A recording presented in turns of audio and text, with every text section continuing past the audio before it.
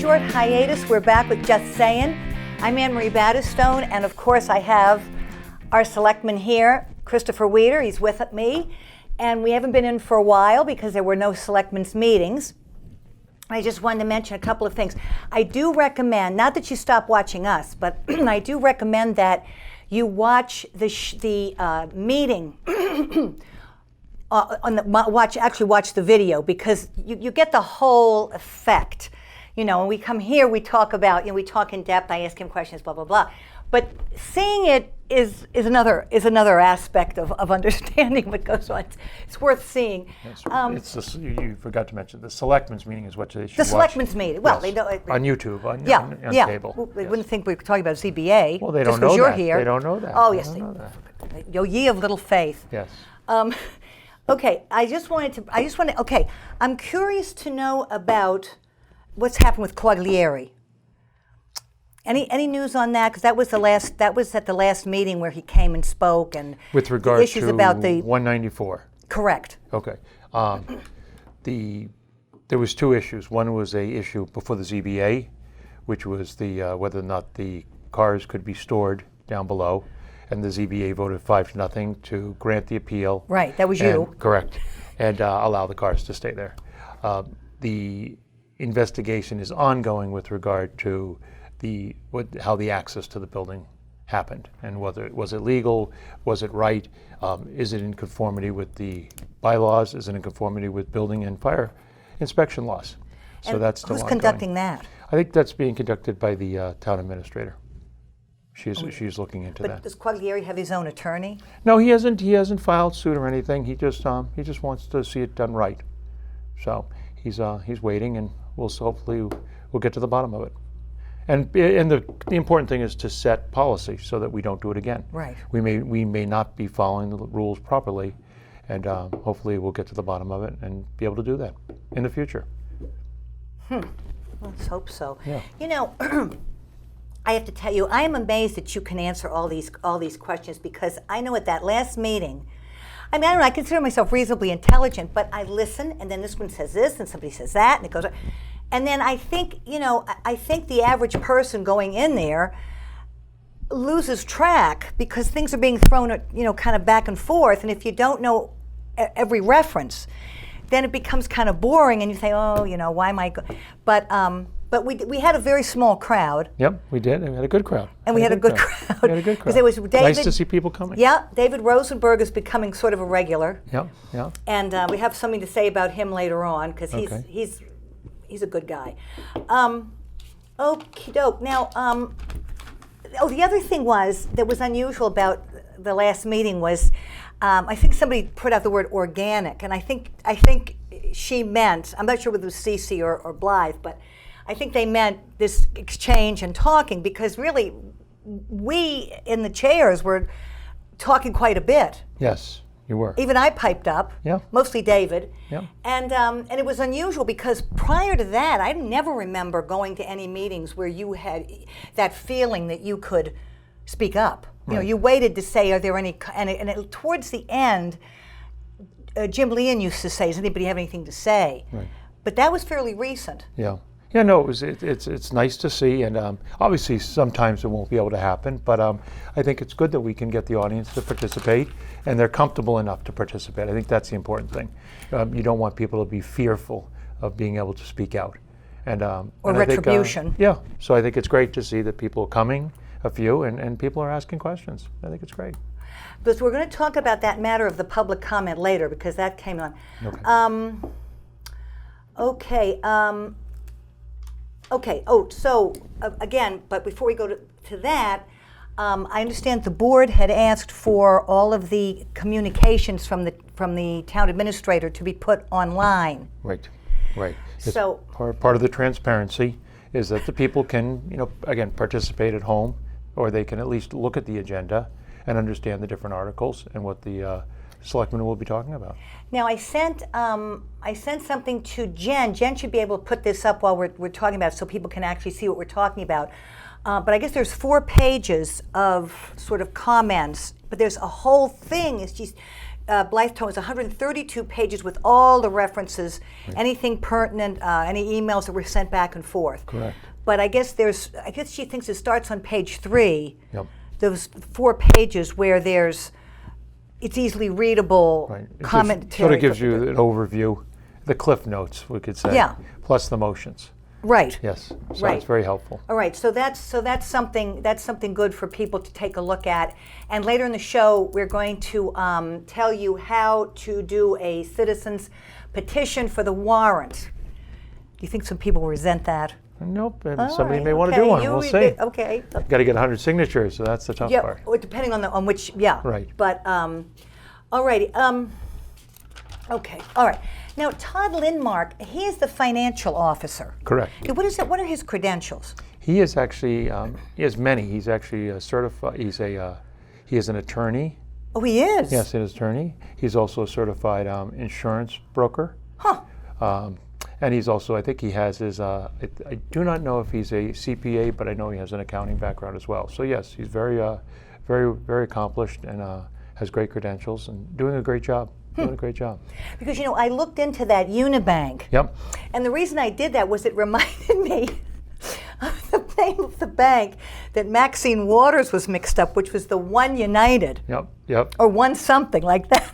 But it has a good rating from what I was able to just get off the internet. I know does anybody know the advisor that he uses? I don't know her personally, or I don't think the board has ever met her.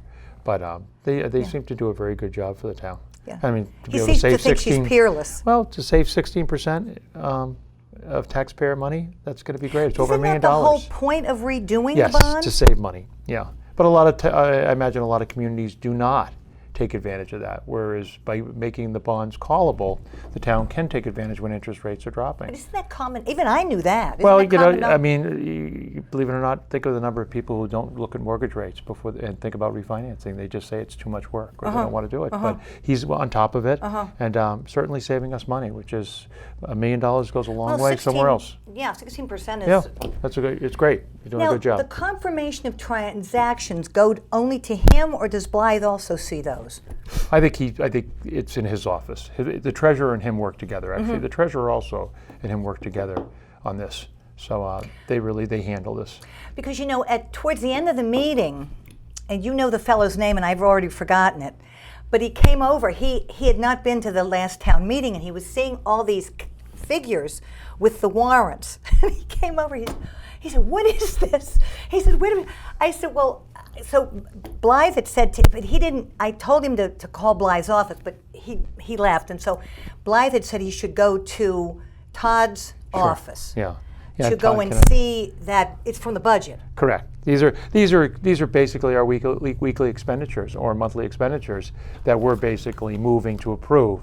And they're all budgeted already. There's nothing out there. We're not spending money that we don't have. Oh no, I know, Yeah. I know, and Yeah. I. But I it's didn't want when Blythe to be you hear defensive, numbers but- up 333,000, Well, $1.5 million, And people he get said- nervous. he Yes. said, what is all this?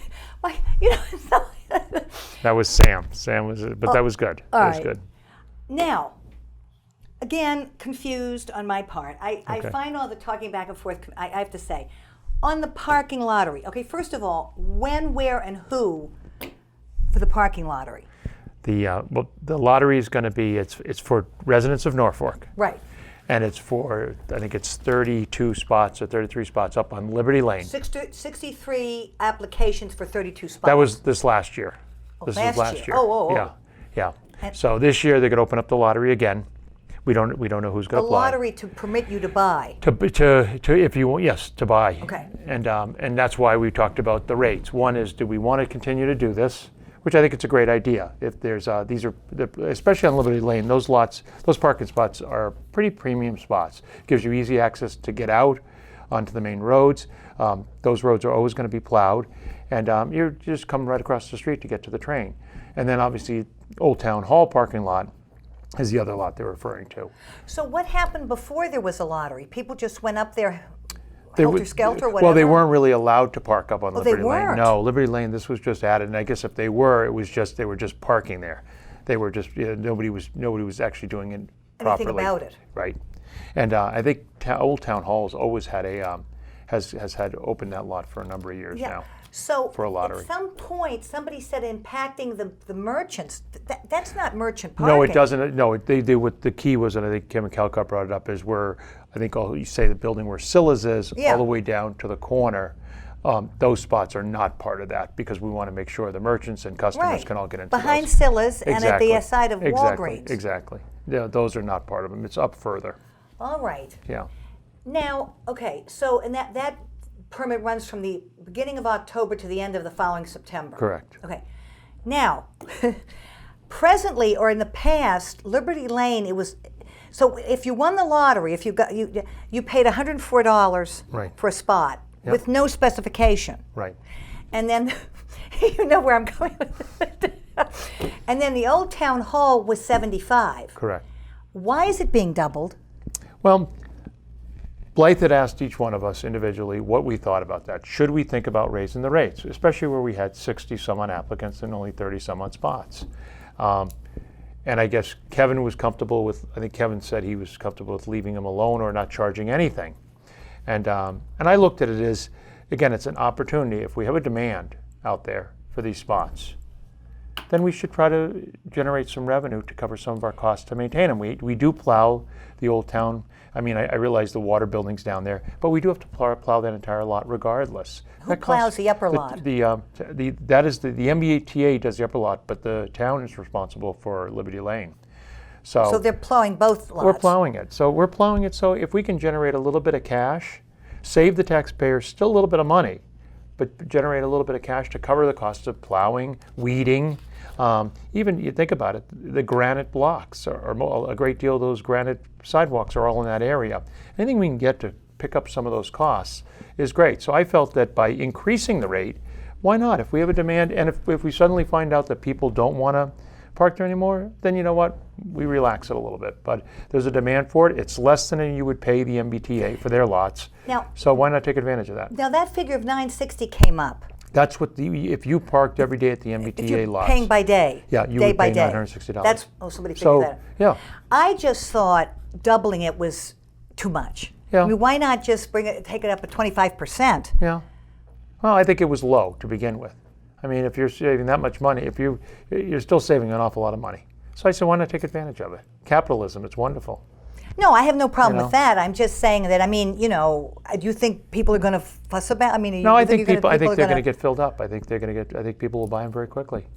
Yeah. at the double price. Yeah. I mean, Liberty Lane, you probably could have, I had said we could probably leave Old Town Hall alone, because to me, there's no real advantage to people who park at Old Town Hall. Oh. I mean, they have to walk up the sidewalk. Leave it at 75? I would have left it at 75. But they're not. They're going No, to they're going to raise that it to up a little bit. 150. Yeah. But I would have left that alone because, I mean, you have to walk down there. I agree. It isn't And then plowed. the side, exactly. It's a tough hike. It's a tough So hike. who decided on I think it was changing- just, I think it was, the thought was maybe raise that one. If we're going to raise Liberty Lane, raise that one as well. So it will cover some of our costs, which is always a good thing. Bring in a little revenue to help with some of those costs. I mean, I just think it's a lot as it is to pay for the train, pay for the parking, you pay for this, you pay for that. Yeah. And people are trying to make ends meet. And the other thing that made me, that I thought was interesting was, you had said, well, we could put it into 2 payments. So I'm thinking to myself, well, if it has to be 2 payments, isn't it too high? Well, someone said You know they what I'm thought 400 was too much in one shot. And I said, 400? yeah. If you park on Liberty Lane. It would have been 208. 208 for Liberty Lane? Double. So, And then yeah, 150 for I Old mean, Town Hall. if they felt that was too high to hit in one shot, I said, split it up if you really want to. But I didn't find that to be difficult for someone to pay in one payment. But again, remember, we're trying to protect these spots too, because we do have out-of-towners who use our train. So Okay, now that's the other that's thing. part of it. So, Kevin wanted to issue free stickers. He wanted to anybody in town who wanted to get a sticker. So it's could the come- opposite, 360 degrees. Yeah, go get a sticker, and then we'd have a lottery. Everybody'd have it would be first come, first serve. So everybody get a sticker, and then if you want to use the train, Unmarked you could get stickers. Unmarked stickers. And then Yeah. Cece raised the issue of, How do you control that? now if you've bought, it would seem to me if you've bought a sticker and it's yours, Yeah. I mean, it wouldn't be right to give it to somebody because they're trying to help commuters, We're trying to help resident commuters. resident commuters. Yes. So then I said something stupid. I said, well, I said, aren't the stickers on the car? And it was in the back of my head what Right. you piped in and said, the license should But be. the So li- do you the think they're license- going to do that? I don't know. They're not going to know because They're not? we're not going to do the voluntary system. So if we don't sell these lots, these parking spaces, maybe we'll go to that. Go to a resident-only sticker, and it becomes a first come first serve, and you have to present your registration to the town clerk, where you get your or the parking clerk, and that's where you get your sticker with your So license how is it number on it. left? Right now, it's the double the rates. Yeah, and the lottery. And we'll have the lottery. Yeah. Okay, and those would and that will still involve a sticker. I think you get a sticker, one sticker, and then you can get a second sticker for an extra $5 for another car. But will the sticker show the license? I mean, that's. I don't think the sticker shows the license on it. Should it so- not? It should. Or It they don't should. want to be bothered enforcing. Well, I think that's going to be the next level, is to make sure that it has a license number on it, because you don't want these to be going out of town. You want these to be for residents, and hopefully those people who apply for them really do want to use them for parking. So we'll see. We'll see. That's a little bit of a pilot program, we'll call it. Because Cece said, how do we know they're commuters? Well, And then that would involve Yeah. somebody having to say where they worked. I mean, Yeah. it kind of exponentially. I think it'll work out. Is there a parking clerk? Yeah, yes, we do. And what does the parking clerk do? She's in charge of that, collecting that money and everything. Yeah, it's actually Sue Jacobson is actually the parking clerk. And who actually runs the lottery? I think the selectman board. I think the town administrator will run it.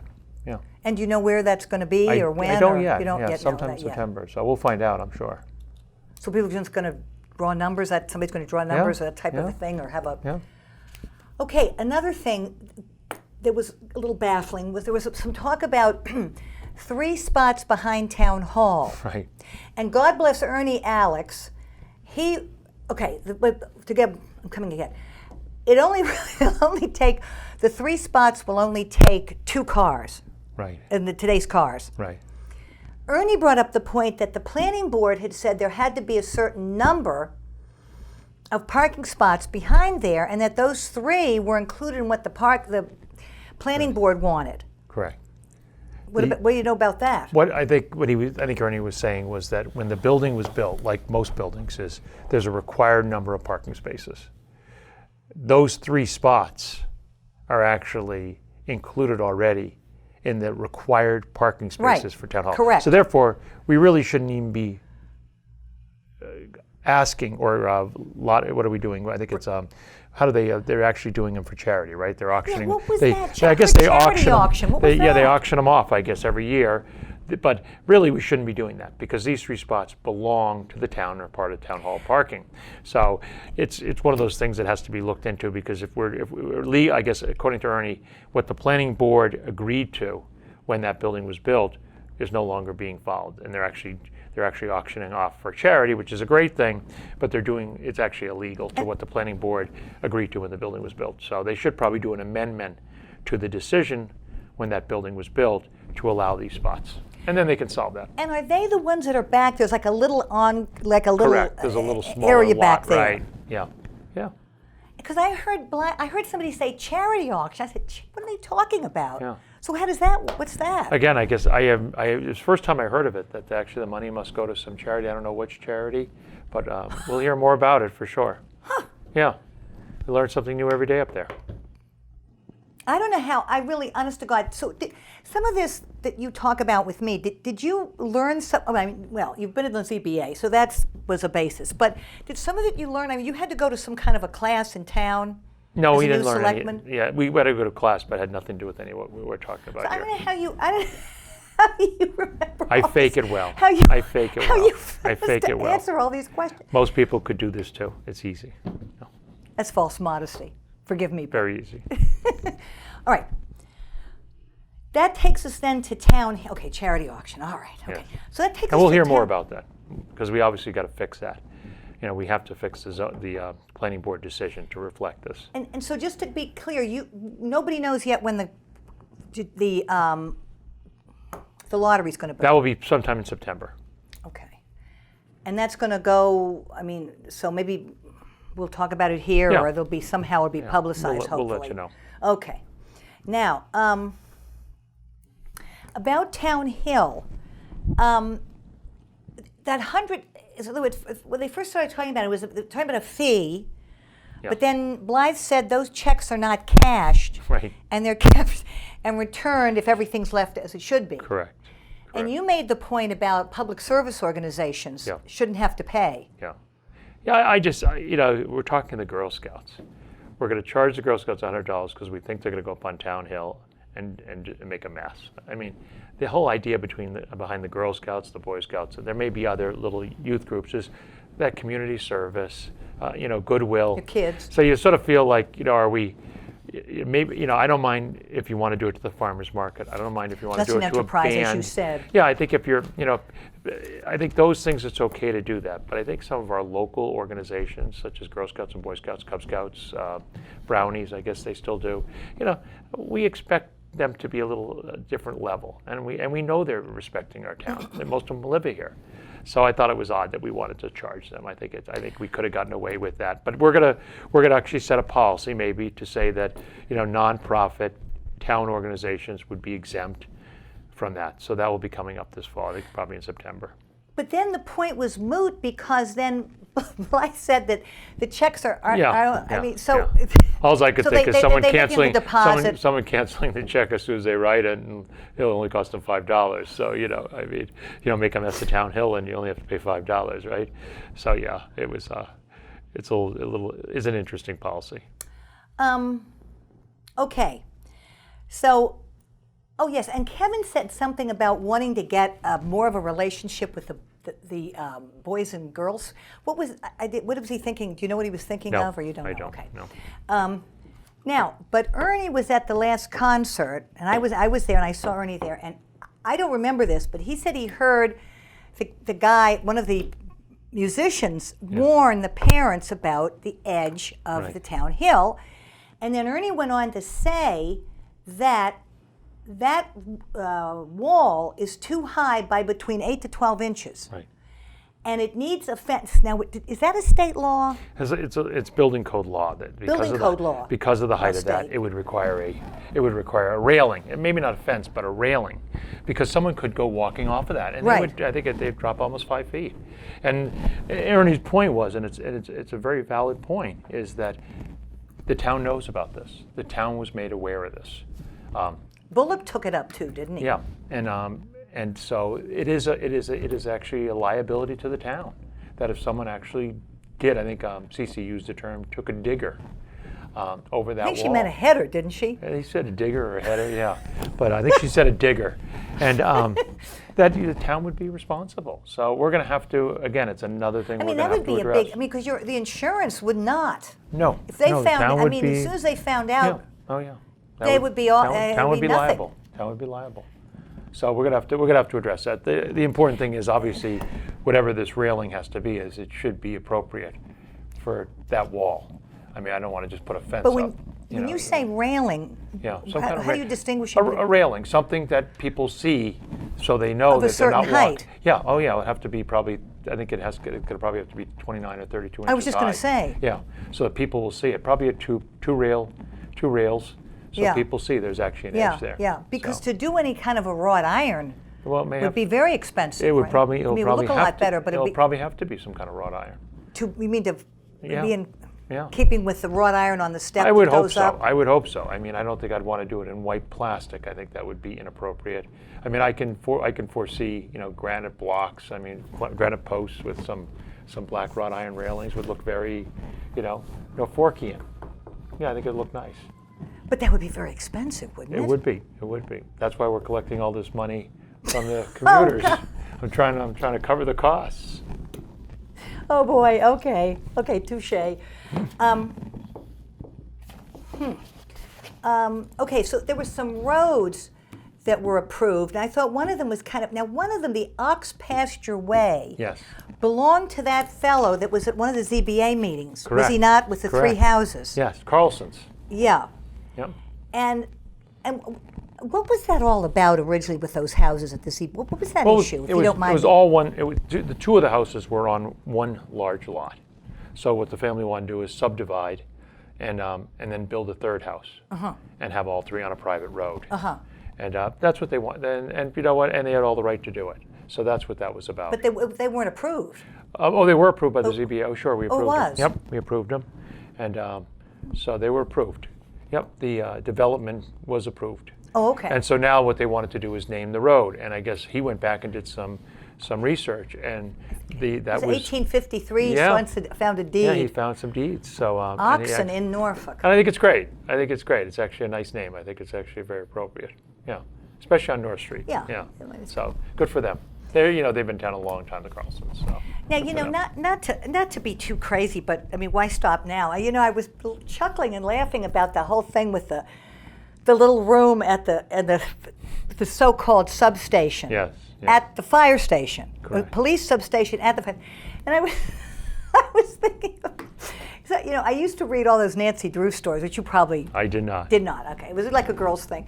And I was thinking, you and I had a title, Cece in the Secret Room, because Nancy Drew there'd be secret rooms or dolls that talked or attics or things like that. So she had asked a while ago, and good for her, about a room in the fire station that belonged to the police. Right. And she wanted to know why and what and how. And she really made an excellent point, because her point was, well, we thought we didn't need the police in the center of town. We bought this land down there. And is that building being demolished, and what money is being spent in there, and why, and so forth. So Yeah. what can you tell us about that? Well, I think, and her point was absolutely right. She had heard that they were spending money to A build rug. a rug or doors or what have you. And it was when the new police station was sold to the taxpayers. The one thing we kept on hearing was that we're a mobile police force. They can be anywhere within a couple of seconds. So there's no need to be in the center of town. So I think the point was, why are we spending money on building a room for a policeman if we're such a mobile force? And every car has computers on it, so there's really no need for anybody to sit there. Now, the chief did mention that no one will be sitting there. Well, It would only just be said, that it would not be manned 24/7. no, but it would be people there part of the time. Well, I don't even know if people would be there part of the time, or What- would it be an officer coming in a car, then meeting someone there, bringing him into this room? But I thought it was going to be also for the. I thought they mentioned 3 Well, then uses. they talked about putting the animal control officer in there, Triage and then for medical. and then having make it a triage center. Now, this was never brought up at town meeting. This must have been brought up in the building committee meeting when they were building the new police station. Because Cece mentioned something about some extant minutes. Yeah. Do you remember that? Yeah. So What this minutes was were those? Would probably those have the been? last building department meeting. Okay. So this was all things that the building department was talking about. But that was, as I mentioned, that was at a time when we were talking about building a police station and renovating a fire station. That obviously is not going to happen the way it was planned, because we ran out of money because of the overages on the police station. So what money is this then? Well, what money That's being used if Well, we don't that's know. being That's to what renovate that's what that town room or administrator's fix that finding. room on. Town administrator is finding out, was money spent to update or renovate a room for the police department? And if it was, I don't think it was approved by the taxpayers. So that's what I think she was trying to get to the bottom of. We're way over budget on that Yeah. safety Yeah, building. there was no reason to. So, There was no reason to do any so extra what work down there. fund would they have drawn from? That's what we'll find out. That's what we'll find out.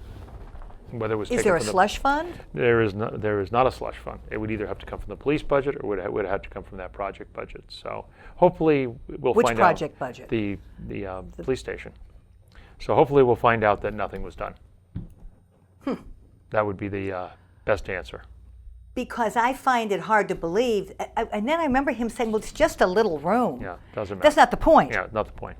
Not the point. And I mean, Hopefully we will, I'm sure Blythe will get to the bottom of it and report back to the board, but hopefully we didn't spend any money on updating anything in that building yet. because I thought the chief seemed quite nervous. Yeah, it was, yeah, he did. He did.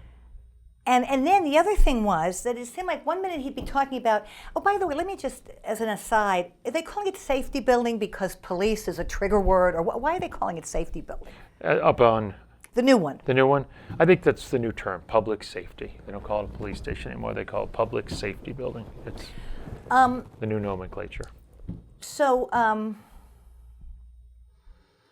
mean, I just find it hard to believe that they're not going to. I mean, I don't know we don't know which building, which room it is, if it already has a desk on or whatnot. But that was what I was meant to say. Excuse me. They were saying, well, it's this one and it's that one, and then there's going to be 3 things here, and it's going to be and ring a button, but I mean, I was getting all mixed up myself. We don't know anything right now. If you want to walk down to the fire station right now and quote police substation, there is a blue box there. You press that button, it connects you to dispatch up on Sharon Ave. With a speaker. Correct. And then if you need a police officer, one will come down in a cruiser. So But now you had said you thought that the animal control officer should be in the town hall. Now what? Well, originally they had talked about her, and I think in the chief's memo he had talked about her going up to town hall. It was mentioned a couple of times. And then at the last moment, I think it was actually on election day, they somehow somebody decided that she shouldn't be in town hall. There was no room in town hall, and this was in the chief's memo, which to me makes no sense. There's plenty of room. Kinds of rooms. There's plenty of room in town hall, and Hillary needs a desk. Obviously, a phone would be helpful, a small file cabinet. Mm-hmm. But a lot of her records are kept by the town clerk.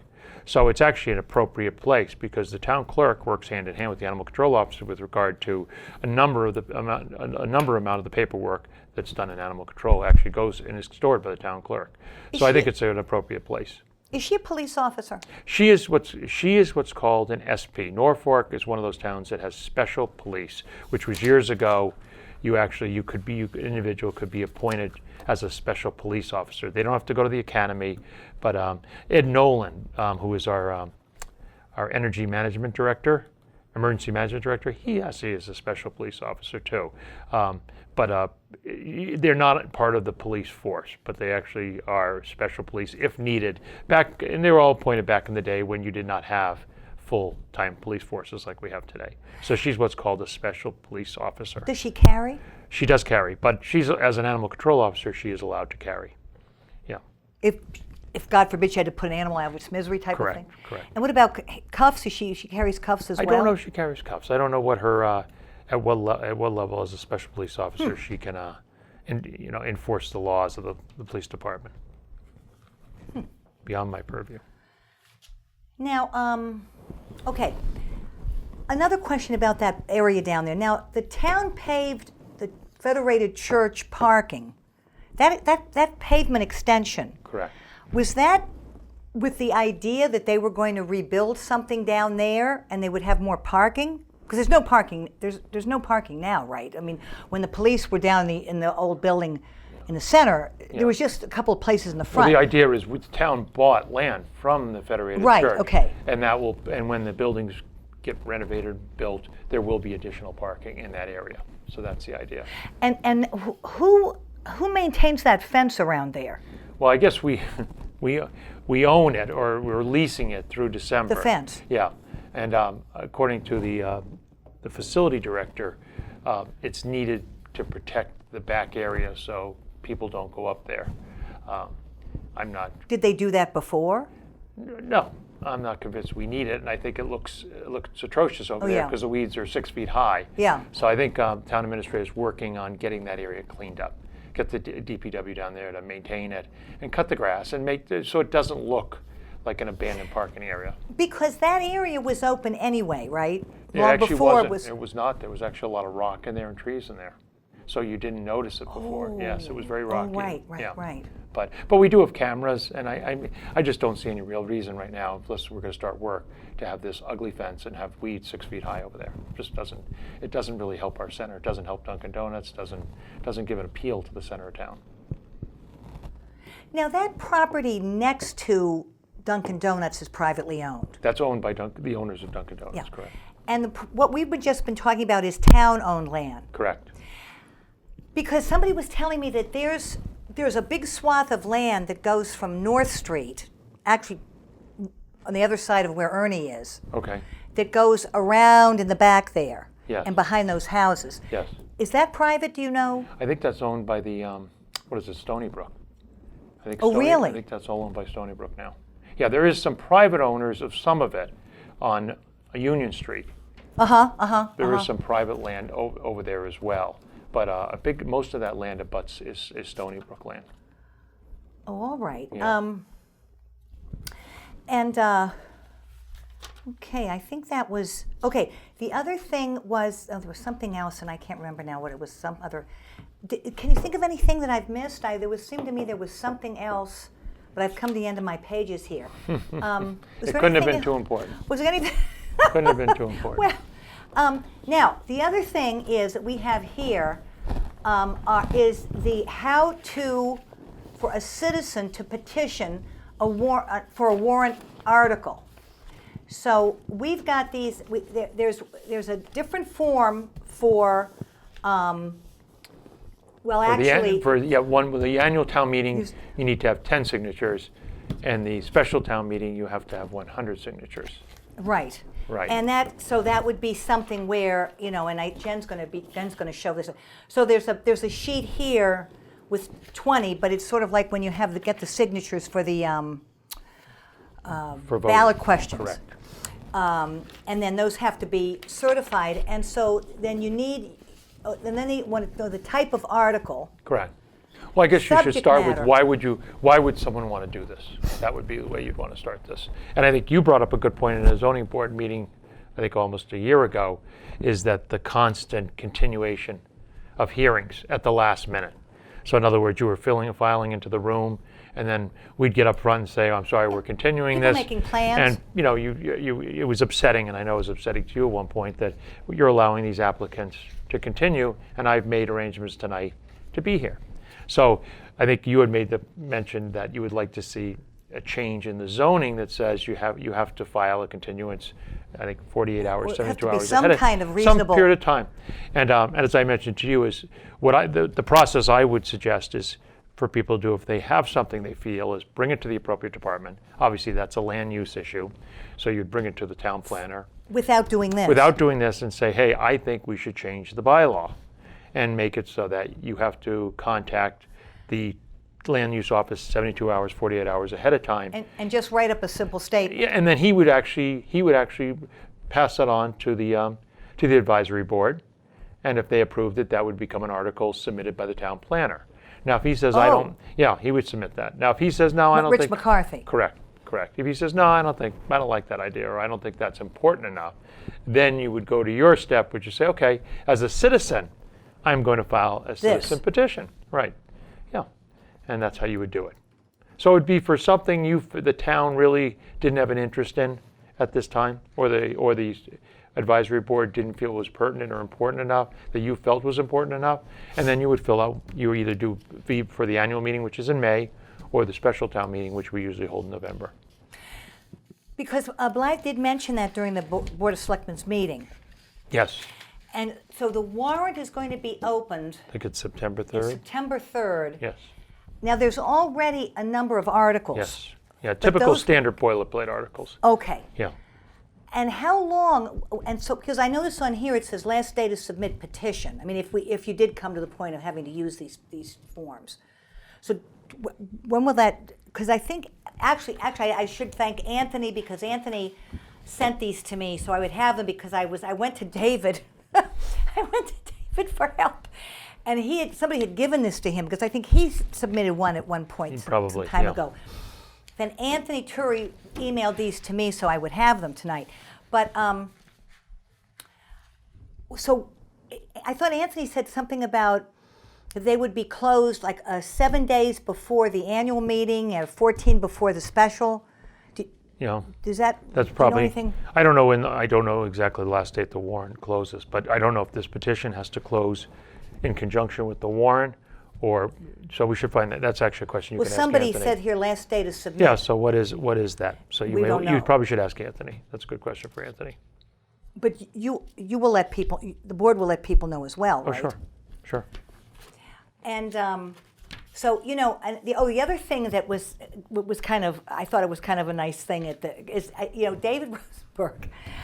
I mean, I maybe should dedicate this particular show to Dave, because he was so pleased about the possibility of a period of public comment. Correct, at the selectmen's meeting. Now, at that meeting, that organic meeting, I mean, people were just sort of raising their hands and being recognized. Correct.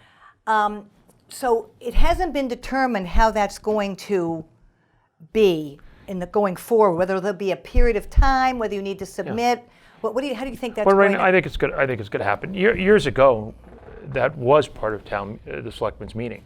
Really? Years ago, there was a public comment period before the selectmen's meeting, and I think it was actually before 7 o'clock. Selectmen's meeting started at 7. I think it was at 6:50. They had a 10-minute period.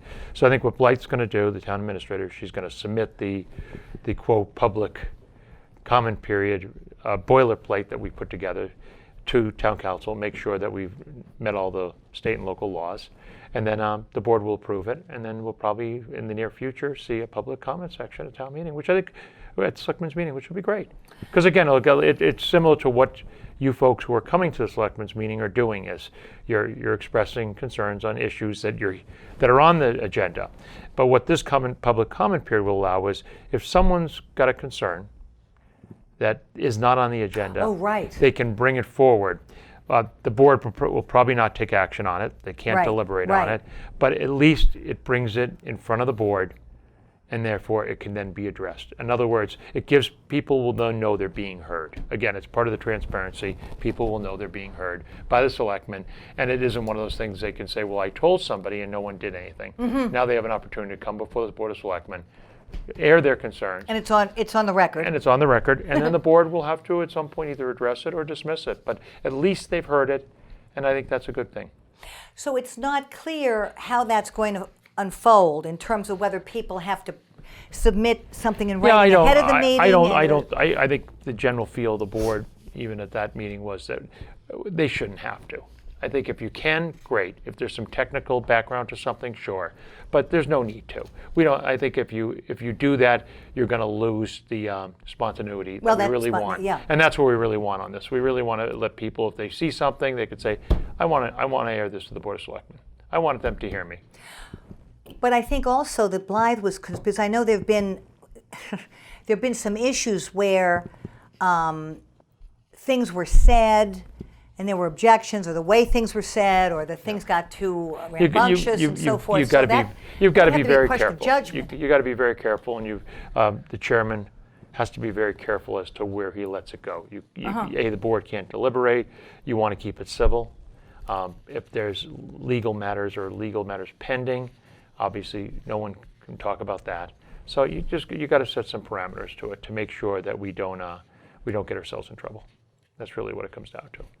Because I remember, people just went and sat in those chairs and didn't say a word. Right. Yeah. And we waited for somebody to ask. Right.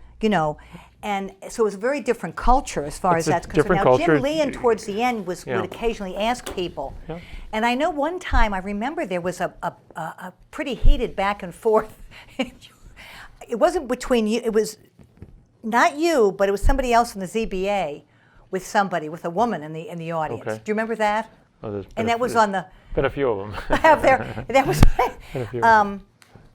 and that kind of, it Yeah. kind of escalated. No, I think it's- but, I think but it's- the I think- ZBA is, there's so much technicality involved that, Yeah. unless you're a participant in some of those issues that are coming before this, you really wouldn't know. It's not as a generalized type of thing. Correct. Right. Like The it is in ZBA, the planning board, the Concom are more specific, so it's a little harder for people. But I think the Board of Selectmen, I give the chair credit. He's giving people the time, and he's opening it up to the public, which is great. Well, David was very moved. It was almost like he felt like it's a part of his life's work. David has dedicated. And he gave He's dedicated part of his life to wanting to get this There's transparency. this heartfelt thank you. That's And, why I say if you it's do great. watch if you do watch it, you'll hear that. It's great, David. This is what David has been asking for years, and Yeah. and I think it's not hard to do. It's not hard to do. So No. I think it's a very positive step. But I think it was a little bit of, not exactly taken aback, but I think people were a little surprised because, not you so much as they were just sort of looking at, a little surprised by it, I saw David skipping out of the building that night. He was very happy. Oh, he was talking to Cece, he was talking to me, and he was very happy. And yeah, so I think that is it. We're going to go forward. We're going to be, you can also, I want to tell people, you can subscribe on email to notifications of different meeting schedules. Now, I know the Board of Selectmen. What about the other ZBA? Can you also get? Yes. So you can get notifications so you don't miss meetings. Right. And remember, as I was saying last night, I mean, it may sound a little corny and old school, but knowledge really is power, and that's how you get things going that you want, and that's how you get the town that you want. So I wanted to mention that. So we're going to be going pretty much straight forward now, every 2 weeks. So we had that hiatus, but I think the 9/11 there's no meeting. Correct. Correct. Because of the 9/11. But we'll have a couple of we got some we'll have a lot of work to do this fall. Yep. Okay. Got a new highway superintendent now on. We've we're obviously they're working towards a new fire chief. What's his name or her I don't name? know his name yet. I haven't met him yet, but I think he just started.